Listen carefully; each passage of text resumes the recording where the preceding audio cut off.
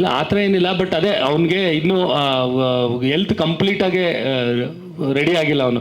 ಮೊನ್ನೆ ನೀವೇ ಅದೊಂದು ವಿಡಿಯೋ ನೋಡಿದಾಗ ಗೊತ್ತಾಗುತ್ತೆ, ಅವರು ಆರತಿ ಕೂಡ ಹೋದಾಗ ಸುಮ್ಮನೆ ಒಂದು ಕಲ್ಲು ಜರುಗಿದಕ್ಕೆ ಅವ್ರಿಗೆ ಅದು ಇದಾಯಿತು, ಇದು ಸ್ಪೈನಲ್ ಕಾರ್ಡಿಗೆ ಇದಾಯಿತು.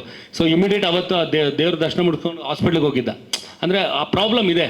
ಸೊ ಅವ್ನು 100% ಕರೆಕ್ಟ್ ಆಗಿದ್ರೆ ಬೇಕಾದ್ರೆ ನಾವು ಟೈಮ್ ಇದೆ, ಇನ್ನೊಂದು 3-4 ದಿನ. ಅದೇ ಅದಕ್ಕೆ ಅದು ನೋಡಿದ್ವಿ, ಅಟ್ಲೀಸ್ಟ್ ಪಾಸ್ ನೋಡ್ಬೋದು.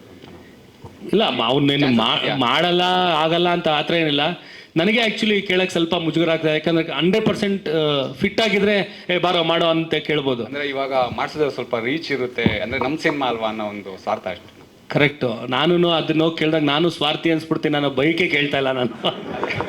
ಯಾರ್ಯಾರಿಗೋ ಮಾಡಿದ್ದಾರೆ, ನಮ್ಮವ್ರಿಗೆ ಅಂದರೆ ಅಲ್ಲ, ಈಗ ಯಾರ್ಯಾರೋ ಕರೆಕ್ಟ್ ಯಾರ್ಯಾರೋ ಮಾಡಿದ್ದಾರೆ, ಅವರೆಲ್ಲ ದಿನಕರ ಅಲ್ವಲ್ಲ.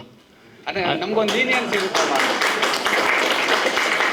ಅದೇ ನಮ್ಮ ಸಿನಿಮಾಗೆ ಒಂದು ಲೀನಿಯನ್ಸ್ ಇರುತ್ತಲ್ವ ಅಣ್ಣ, ನಮ್ದು ಅನ್ನೋದೊಂದು. ಅದಕ್ಕೆ ಇಲ್ಲ, ಇನ್ನೂ ಒಂದು ಸಣ್ಣದೇನೋ ಒಂದು ಪ್ಲ್ಯಾನ್ ಮಾಡಿದ್ದೀನಿ, ನೋಡೋಣ. ಅದೇನೋ ವರ್ಕ್ ಆಯಿತು ಅಂದರೆ 100% ಗ್ಯಾರಂಟಿ ಹೇಳೋಕ್ಕಾಗಲ್ಲ, ಬಟ್ ಟ್ರೈ ಅಂತೂ ಮಾಡ್ತೀನಿ.